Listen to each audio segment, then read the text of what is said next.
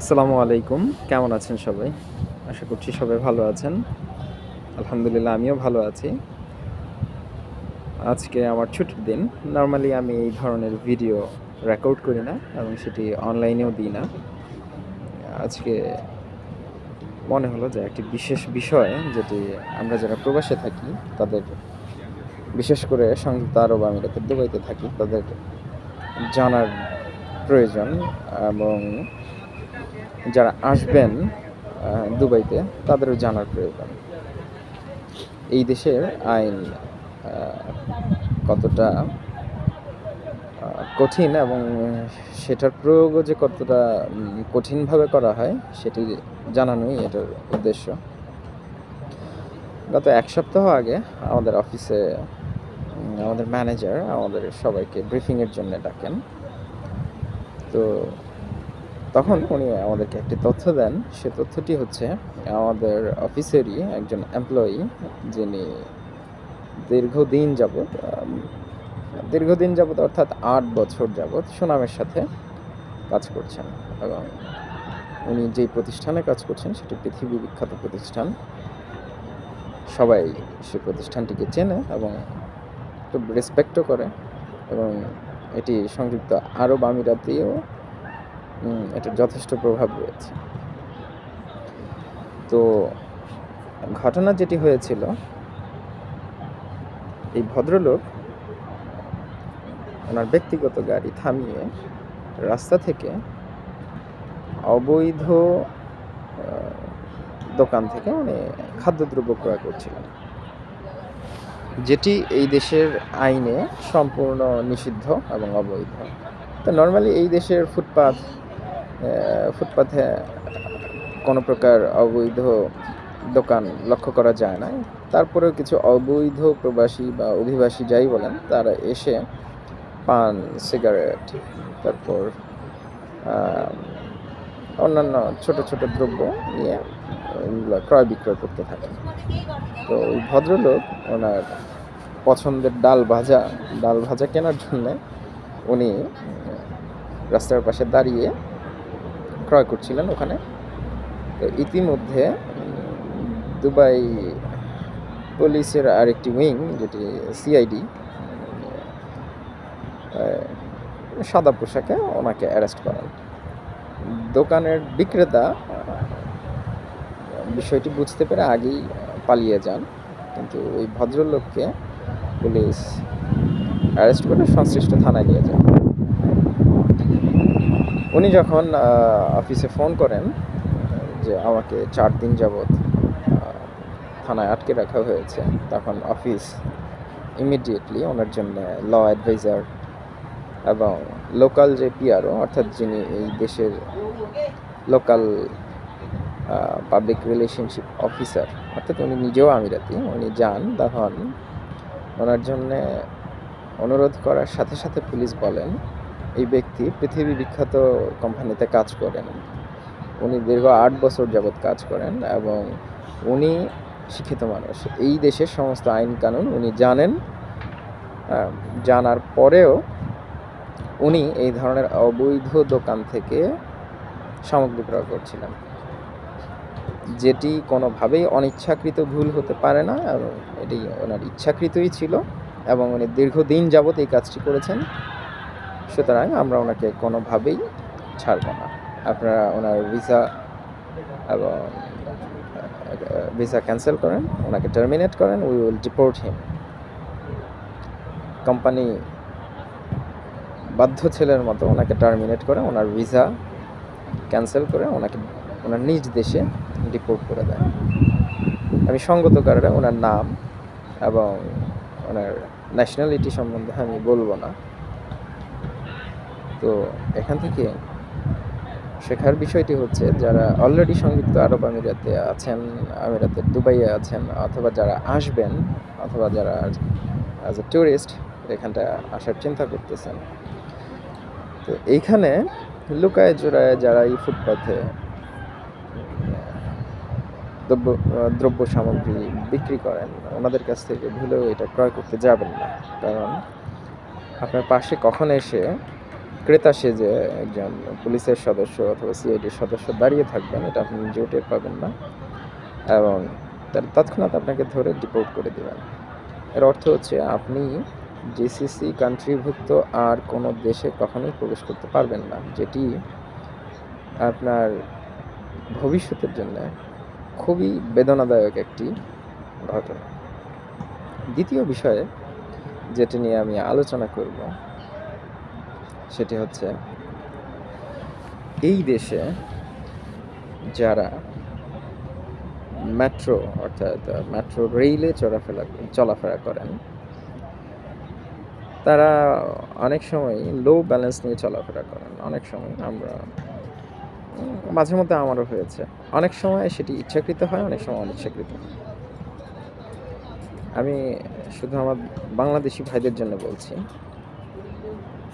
তো আপনি হয়তো পাঞ্চ করে ইন করেছেন, in the meantime TC চলে আসছে অথবা কোনো ম্যাজিস্ট্রেট চলে আসছে, উনি যখন আপনার কার্ডটিকে দেখাতে বলবে এবং উনি চেক করবে, দেখবে আপনার লো ব্যালেন্স, তখন সাথে সাথে আপনাকে বাংলাদেশের মুদ্রায় প্রায় 8 থেকে 10,000 টাকার একটা ফাইন দিবে। এবং এইটা এখানেই সীমাবদ্ধ না, তারা তখন আপনার কাছ থেকে যে আপনার ইআইডি অর্থাৎ আপনার পার্সোনাল ইনফরমেশন নিবে, সেটা কিন্তু ওনাদের ডেটাবেজে রয়ে যাবে। পরবর্তীতে অন্য যে কোনো ভুলের জন্যে আপনি পূর্বে যে ভুলটি করেছেন সেটির জন্য আপনি দণ্ডও দিয়েছেন, তারপরেও সেটি আপনার উপরে একটা বার্ডেন হিসাবে চলে আসবে। আর আরও একটি মজার তথ্য আমি জানাই, বাংলাদেশের মিডিয়াতেও আমি একেবারে প্রথম সারির মিডিয়া, আমি দুবাইতে সোনাপুর বাংলা বাজার নামে একটি প্রতিবেদন দেখেছি। মানে উনি সেই প্রতিবেদনটিতে যেন এক টুকরো বাংলা এই ধরনের ভাষা ব্যবহার করেছেন এবং সেই প্রতিবেদন বোঝানোর চেষ্টা করেছেন যে দুবাইয়ের বুকে এটা বাংলাদেশের বাজার। এই প্রতিবেদনটি যতটা সুন্দর, যতটা দেখতে ভালো লাগে, আসলে এটার ইম্প্যাক্ট, এটার প্রভাব ততটাই ভয়ানক। কিভাবে আমি সেটাও বর্ণনা করতেছি। এই সোনাপুরে এটা নর্মাল একটা লেবার ক্যাম্প এরিয়া, এখানটায় চট্টগ্রাম মার্কেট মানে হয়তো বাংলাদেশের চট্টগ্রামের কোনো ব্যবসায়ী একটি বৈধ স্থাপনা ক্রয় করেছেন এবং সেখানে মার্কেট স্থাপন করেছেন। তো এটার আশেপাশে আপনার ছোটোখাটো দ্রব্য সামগ্রী নিয়ে ফুটপাথে অবৈধ অভিবাসী, যেখানে বাংলাদেশিও রয়েছে, পাকিস্তানিও রয়েছে, ইন্ডিয়ানও রয়েছে, আফ্রিকানও রয়েছে, যারা ব্যবসা করছে। কিন্তু এই চট্টগ্রাম মার্কেটের জন্য এইটার নাম অন্যান্যরা বাংলা বাজার বা বাঙালি বাজার হিসাবে পরিচয় করিয়ে দিচ্ছে। অর্থাৎ যে মার্কেটটি এটি কিন্তু বৈধ, যে প্রতিষ্ঠানটি, কিন্তু এটার আশেপাশের এরিয়াতে যারাই ফুটপাতে ব্যবসা করছেন তারা বিভিন্ন দেশের হলেও এটা বাংলাদেশিদের বাজার বা বাঙালিরা এখানে ব্যবসা করে এবং বাঙালিরাই অবৈধ ব্যবসা করে, এই মর্মে এটা প্রচার করছে, যেটা এই দেশের প্রশাসন এবং এই দেশের অথরিটির কাছে কি পরিমাণ নেগেটিভ ইমেজ তৈরি করেছে, কি পরিমাণ ওনাদের কাছে মানে আমাদেরকে বাজেভাবে তুলে ধরা হয়েছে, এটা আপনারা চিন্তাও করতে পারবেন না। তো ওনারা যখন বাঙালিদের ব্যাপারে চিন্তা করে তখনই মনে করে এরা এই যে সোনাপুর বাংলা বাজারে রাস্তায় ফুটপাতে অবৈধভাবে ব্যবসা করে এবং জাস্ট লাইক বাংলাদেশের হকারদের মতো, এবং এখানে শুধু বাঙালিরাই ব্যবসা করে। আদতে এখানে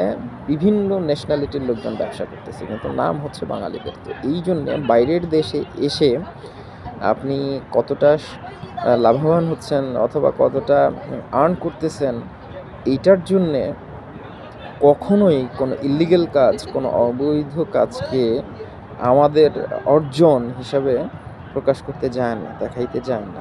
এটা তো কোনোভাবেই বলে না যে পাকিস্তানি বাজার, ইন্ডিয়ান বাজার, কোনোভাবেই এটাকে বলে না যে আফ্রিকান বাজার। কিন্তু এখানে সবাই ব্যবসা করতেছেন। এই জন্যে আমাদের বাংলাদেশিদের জন্যে কিন্তু ভিসা অনেক কঠিন হয়ে গিয়েছে। সো যারা এখানে ব্যবসা করছেন না তারা হয়তো অশিক্ষিত, মূর্খ, তারা হয়তো বিষয়টি বুঝে নাই। কিন্তু বাংলাদেশের কোনো মিডিয়া যখন বাইরের দেশে আসে এবং তারা কোনো প্রতিবেদন তৈরি করে এবং সেই প্রতিবেদনে সেটাকে খুব সুনামের সাথে খুব বড় করে প্রকাশ করার চেষ্টা করে, তখন তাদের একবার যাচাই করা উচিত যে এই যে জায়গাটিতে এই যে কাজকর্মগুলো হচ্ছে সেটা কি বৈধ ওই দেশের আইনে না অবৈধ। যদি অবৈধ হয় তাইলে সেই ব্যাপারটিকে প্রকাশ না করাই ভালো, প্রকাশ না করাই উত্তম। প্রকাশ করলে সেটা সারা বিশ্বে নেগেটিভ ইম্প্যাক্ট ফেলবে। তো এই কাজটি যখন প্রতিবেদন তৈরি করেন উনি খেয়াল করেছিলেন কিনা সেটা আমি জানি না। তো এভাবেই আমরা হয়তো কখনো বুঝে অথবা কখনো না বুঝে আমাদের কাজকর্মের মাধ্যমে আমাদের নিজেদের দেশের ভাবমূর্তি বাইরের দেশ এবং দেশের সরকারের কাছে বিনষ্ট করছি। সো আমি সবাইকে অনুরোধ করব, যারা প্রবাসে আছেন এবং যারা প্রবাসী হবেন অথবা প্রবাসে বেড়াতে ঘুরতে আসার চিন্তা করছেন, সব সময় ওই দেশের স্থানীয় আইনকে সম্মান করা এবং সেই মোতাবেক চলার চেষ্টা করা। নতুবা আমাদের অনিচ্ছাকৃত অথবা ইচ্ছাকৃত ভুলের জন্য আমাদের গোটা জাতিকে, গোটা দেশকে একটা কষ্টে পড়তে হয় এবং ভুগতে হয়। ধন্যবাদ সবাইকে। আসসালামু আলাইকুম। আশা করছি সবাই ভালো থাকবে।